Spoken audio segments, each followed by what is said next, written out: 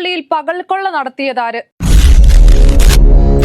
1,30,00,000 രൂപ ചിലവാക്കി സ്കൂൾ കെട്ടിടം നിർമ്മിച്ചു എന്ന് പറയുമ്പോൾ പള്ളിക്കടക്കിലുള്ളത് 82 ലക്ഷം രൂപയുടെ ബില്ലുകൾ മാത്രം. സ്ഥലം മാറി കടവന്ത്ര സെന്റ് ജോസഫ് പള്ളിയിലേക്ക് പോയതുകൊണ്ട് ജോസഫ് കണിയാമ്പറമ്പിലച്ചൻ രക്ഷപ്പെട്ടു എന്ന് ധരിക്കരുത്. ചോദിക്കാൻ അരമനയും അധികാരികളും ഇല്ലാത്ത സഭയ്ക്ക് വേണ്ടി ഇവർ പോരാടുന്നത് വെറുതെയാണോ? കാഞ്ഞൂർ പള്ളിയിൽ പകൽക്കൊള്ള നടത്തിയതാര്? വിമത വികാരിയോ കമ്മിറ്റിക്കാരോ അതോ എല്ലാത്തിനും പഴി ഒടുവിൽ ഒറ്റയ്ക്ക് കേൾക്കേണ്ടി വന്ന അഖിൽസ്കറിയ എന്ന അക്കൗണ്ടന്റോ?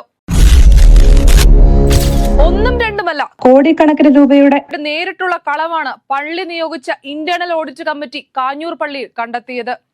കേരളത്തിലെ പ്രസിദ്ധമായ ദേവാലയമാണ് കാഞ്ഞൂർ സെന്റ് മേരീസ് പള്ളി. വിശുദ്ധ സെബസ്ത്യാനോസിന്റെ തിരുനാളിനാൽ മാത്രമല്ല, പൗരാണികത കൊണ്ടും സമ്പന്നമായ ദേവാലയം. ചരിത്രരേഖകൾ പ്രകാരം AD 1001 സ്ഥാപിതമായ ദേവാലയം. പള്ളിയിലെ വിശുദ്ധ സെബസ്ത്യാനോസിന്റെ രൂപം ഇറ്റലിയിൽ നിന്ന് കൊണ്ടുവന്ന് സ്ഥാപിച്ചതാണ്. അസാമാന്യ വലുപ്പമുള്ള പള്ളിമണി ഫ്രാൻസിൽ നിന്ന് കൊണ്ടുവന്നതും.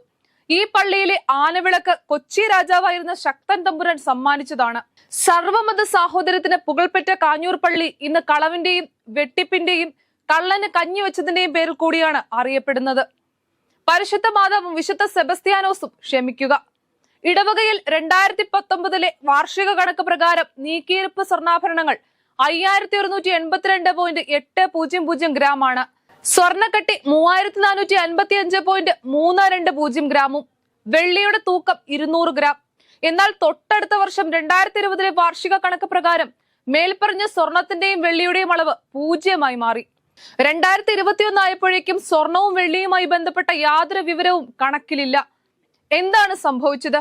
പള്ളിയിലുണ്ടായിരുന്ന 8 കിലോയിലധികം സ്വർണവും 2 കിലോ വെള്ളിയും നീക്കിയിരുപ്പിൽ നിന്ന് അപ്രത്യക്ഷമായിരിക്കുന്നു. ഈ വൻ തട്ടിപ്പ് മാത്രമല്ല, തിരുനാൾ ദിനങ്ങളിൽ അമ്പെഴുന്നള്ളിക്കുന്ന ഇനത്തിൽ വിശ്വാസികൾക്ക് നൽകുന്ന രസീതിൽ പോലും ലക്ഷക്കണക്കിന് രൂപയുടെ തിരിമറി നടന്നിരിക്കുന്നു. ഈ കൊടും പാതകത്തിൽ നിന്ന് മുൻ വികാരി ഫാദർ ജോസഫ് കണിയാമ്പറമ്പിലിന് ഒഴിഞ്ഞു നിൽക്കാനാവില്ല.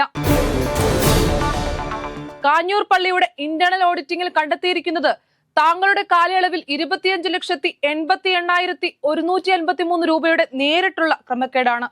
സെബസ്ത്യാനോസിന്റെ അമ്പെഴുന്നള്ളത്തിന് വിശ്വാസികൾ പള്ളിയിൽ കൊടുത്ത 7,86,860 രൂപ വരവ് വെച്ചിട്ടില്ല. ഭണ്ഡാര കണക്കിൽ വരവ് വെക്കാത്തത് 4,03,000 രൂപ. പാരിഷ് ഹാൾ വാടക ഇനത്തിൽ 16 എണ്ണം വരവ് വെക്കാതിരുന്നപ്പോൾ കാണാമറയത്തായത് 65,000 രൂപ. ആളുകൾ കൊന്തയും കാശിമാലയും പ്രാർത്ഥനാ പുസ്തകങ്ങളും വാങ്ങിയ ബുക്ക് സ്റ്റാളിൽ നിന്നും വരവ് വെക്കാത്തത് 1,19,120 രൂപ. ജീവകാരുടെ നിധിയിൽ നിന്നും വഴിമാറി ഒഴുകിയത് 7,14,445 രൂപ. പള്ളി ജീവനക്കാരുടെ പ്രൊവിഡന്റ് ഫണ്ട് ഇനത്തിൽ ബാങ്ക് അക്കൗണ്ടിൽ അടയ്ക്കാതെ വെട്ടിച്ചത് 1,34,650 രൂപ. ആരെയും ലജ്ജിപ്പിക്കുന്ന ദേവാലയ കണക്കുകളിൽ ചിലത് മാത്രമാണിത്. സ്ഥലം മാറി കടവന്ത്ര സെന്റ് ജോസഫ് പള്ളിയിലേക്ക് പോയതുകൊണ്ട് ജോസഫ് കണിയാമ്പറമ്പിലച്ചൻ രക്ഷപ്പെട്ടു എന്ന് ധരിക്കരുത്.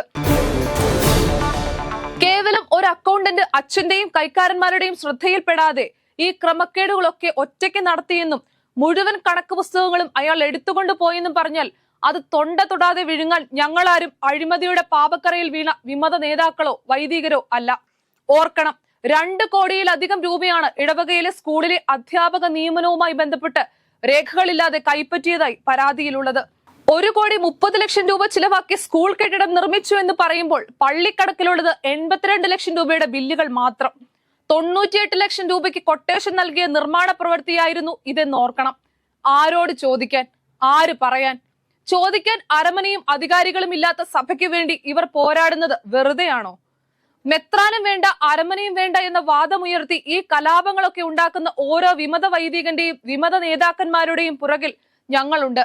എറണാകുളം അങ്കമാലി അതിരൂപതയുടെ വീണ്ടെടുപ്പിന്.